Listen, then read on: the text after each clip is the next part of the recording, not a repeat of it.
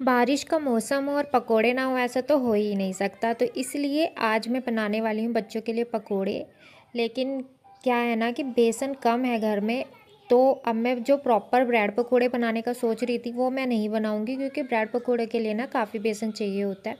तो मैं बनाने वाली हूँ दूसरे तरीके से, जिसमें क्या है कि बहुत कम बेसन में ही ये पकोड़े बन जाएंगे। तो उसके लिए फिर मैंने बॉयल आलू ले लिया और उसमें कटा हुआ प्याज डाल के मैंने अच्छे से मिक्स कर लिया। अब ऐड करेंगे इसमें मसाले, नमक, मिर्च, सब्जी मसाला, धनिया, और ये सारी चीज़ें हम डाल के इसे अच्छे से मिक्स कर देंगे। आप चाहें तो आप इसमें धनिया, हरी मिर्च वगैरह भी डाल सकते हैं, और पनीर भी डाल सकते हैं, वो आपकी चॉइस है, वो ऑप्शनल रहेंगे।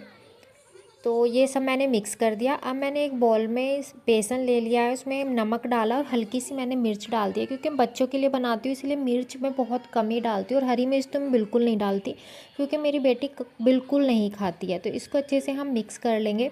कंसिस्टेंसी आप देख सकते हो, इस तरीके का ही रखेंगे, पतला। ये कम बेसन में ही तैयार हो जाता है। अब जो ब्रेड है वो मैंने स्लाइस ले ली और उसके किनारे काट लिए।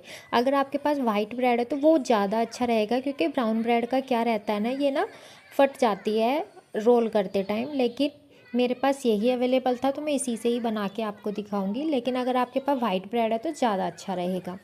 तो इस तरीके से मैंने इसके किनारे कट कर लिए हैं, और अब मैं इसको बेलन से बेल दूंगी। अब इसे अच्छे से हम जो आलू का था जो मैंने बनाया था वो इसमें अच्छे से फैला देंगे और रोल करके रख लेंगे। फिर दूसरी स्लाइस भी इसी तरीके से बेलेंगे, ठीक है। और जो मैंने ये पिट्ठी बनाई थी, यानी कि आलू का जो ये मिक्सचर बनाया था, इसको इसमें डाल के हम रोल कर देंगे।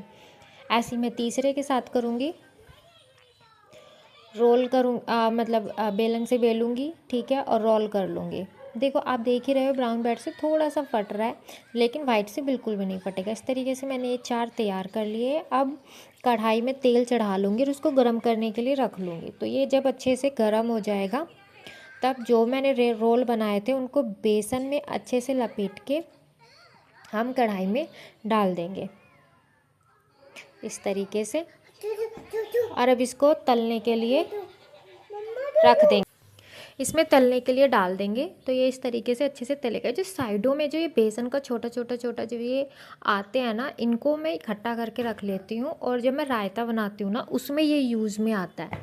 तो अगर आपका भी ऐसा ही आता है तो आप इसको इकट्ठा करके रख सकते हो। ये रायते में बहुत ज़्यादा टेस्टी लगता है। तो इस तरीके से मैं इसको अच्छे से फ्राई कर लूँगी। देखो मैं कोई कट करके या फिर एडिट करके कभी भी नहीं दिखाती हूँ। मैं जो दिखाती हूँ वो ओरिजिनल दिखाती हूँ। नॉर्मली हम लोग जो यूट्यूब पे वीडियोस वगैरह देखते हैं वो इतनी कटिंग हुई होती है और इतनी एडिट होके रखती है कि जो एक्चुअल में जो प्रॉब्लम आती है ना वो हमें पता ही नहीं चलता। तो इसीलिए मेरी जो भी वीडियो होती है वो अनकट अनएडिटिंग होती है, मतलब जो रियल में है, ठीक है, बॉयल करते टाइम, फ्राई करते टाइम वो आपको एक्चुअल में दिखाई देगा। जो कुछ होगा, जो मैं प्रॉब्लम फेस करती हूँ वो सब कुछ इसमें रियल होगी। दूसरा, जो भी मेरे रेसिपी होती हैं वो बहुत ही कम इंग्रेडिएंट्स में होती हैं। नॉर्मली आप देखते हो ना कि यूट्यूब पे ये भी डालो, वो भी डालो, ये भी चीज़, वो भी चीज़, फिर इसको गार्निश करो, प्रेजेंटेशन पे ध्यान देते हैं। एक्चुअल में सच बताऊं, एज अ हाउसवाइफ मैं अपना एक्सपीरियंस बताऊं, इतना टाइम नहीं होता है यार जब हम लोग घर में ये सब चीज़ें बना रहे होते हैं। तो इसीलिए जो भी चीज़ें मैं आपको दिखाती हूँ वो दिखाती हूँ जो एक्चुअल में हमारे घर में हो रहा होता है। तो इस तरीके से मैं इसके छोटे छोटे पीस कर लूँगी, कटिंग कर लूँगी, और नाइफ़ से बड़े प्यार से आप हल्के हाथ से इसको कट कीजिएगा, बहुत इजीली कट हो जाता है। इसको ऐसे कट कर सकते हैं आप, और आप प्लेट में इसको निकाल लीजिए। बस रेडी हो गए मेरे ब्रेड पकोड़े, लेकिन दूसरे तरीके से। कैसा लग रहा है लवी? बहुत अच्छा है, टेस्टी। और फिनिश कर दिया भाई, और ये मेरा क्यूटू भी खा रहा है अच्छा है ना? बहुत अच्छा है ना?